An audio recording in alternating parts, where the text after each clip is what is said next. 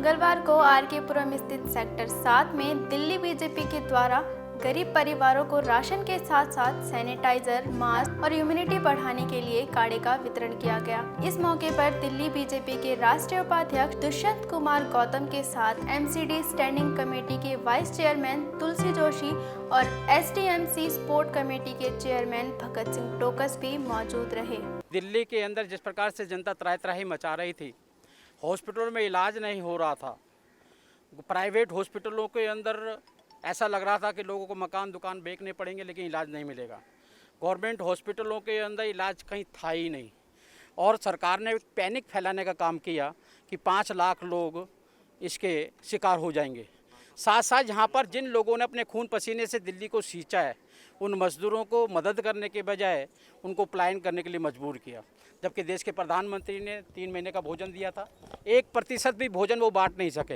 लेकिन जब यहाँ के हमारे सभी कार्यकर्ताओं ने, जब पूरी जनता कह रही है स्टे एट होम, घर में रहिएगा, सुरक्षित रहेंगे, लेकिन हमारे कार्यकर्ताओं को, जिसको हम दुर्लभ कार्यकर्ता कहते हैं, इन्होंने सड़कों पर निकलकर अपने एनजीओ के द्वारा, अपने लोगों के द्वारा, दानी दाताओं के द्वारा आज सभी को भोजन देने का काम किया। सरकार ने इतना भोजन नहीं बांटा जितना भोजन, और भोजन ही तक सीमित नहीं रखा, हमने जान माल की रक्षा भी की है। हमने सैनिटाइजर बांटे, हमने मास्क बांटे, हमारी माताओं और बहनों ने घरों के अंदर मास्क बनाए, अपने कपड़े ला के बनाए, मास्क बांटा। और उसके बाद में हम कोरोना से कैसे बच सकते हैं, हमने काढ़ा भी बांटने का काम किया है।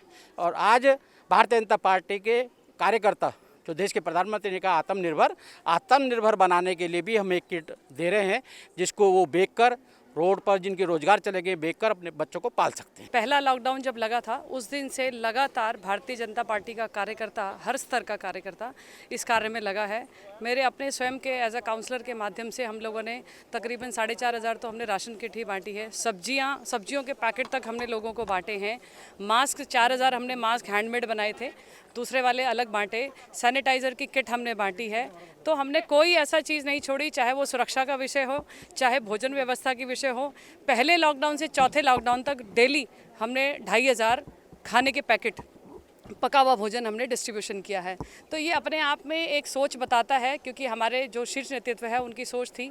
और एक कार्यक्रम भी हमारा चला फीड द नीडी, और फीड द नीडी के तहत भारतीय जनता पार्टी के सभी कार्यकर्ताओं ने इसके ऊपर काम किया और सभी ने अपनी सक्षमता से ज़्यादा उन लोगों ने मेहनत कर लोगों को मदद की। तो ये उसी कड़ी में आज कंटिन्यूटी में गौतम जी आए और मुथुस्वामी जी ने इस कार्यक्रम को ऑर्गेनाइज़ करा।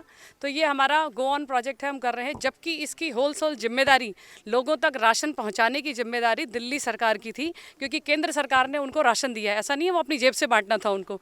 जब केंद्र सरकार ने सभी राज्यों की सरकारों को राशन दिया कि आप उसको बांटें, उसमें भी राशन की दुकानों पर चीटिंग हो रही है। उस पर भी वो राशन के जो मालिक हैं वो लोगों को राशन नहीं देते हैं, दुकान बंद करके चले जाते हैं, हर लोग वहाँ से परेशान होकर अपने घर को वापस लौटते हैं।